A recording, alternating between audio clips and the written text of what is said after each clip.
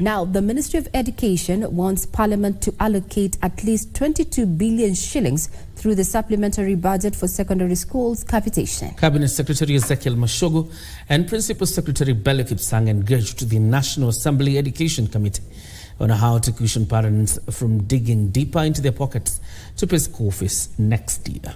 If the deficit is not addressed, capitation for secondary schools will drop from 22,000 to 16,000 per student.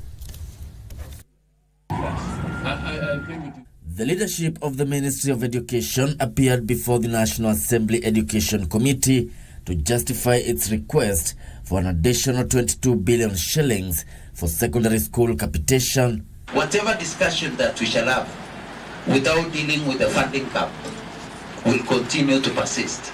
And the problem of underfunding is a solution that can only be found in this room today.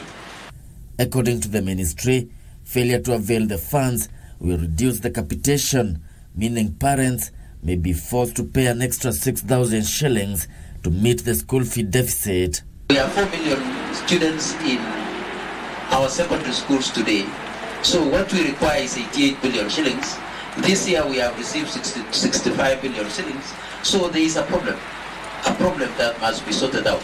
MPs queried the data the ministry was using to allocate capitation and its capacity to monitor the utilization of the funds. Do you have a monitoring and evaluation department that checks for you what you're doing on the ground? And in fact, the sub-county directors tell us they don't have money.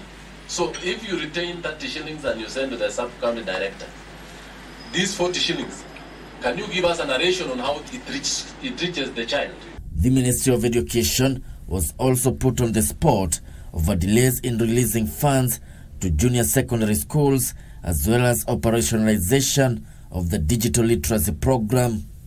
The National Assembly is set to discuss and consider the supplementary budget when it resumes next week. Geshoki Washira, Prime Edition. But when students... Okay, go ahead. Just speaking from that particular situation when it comes to capitation, at a time when we're having conversations about how government is working to lower the cost of living, this is something that really needs to be addressed. Absolutely. For months join school. The allocation is quite important to save parents.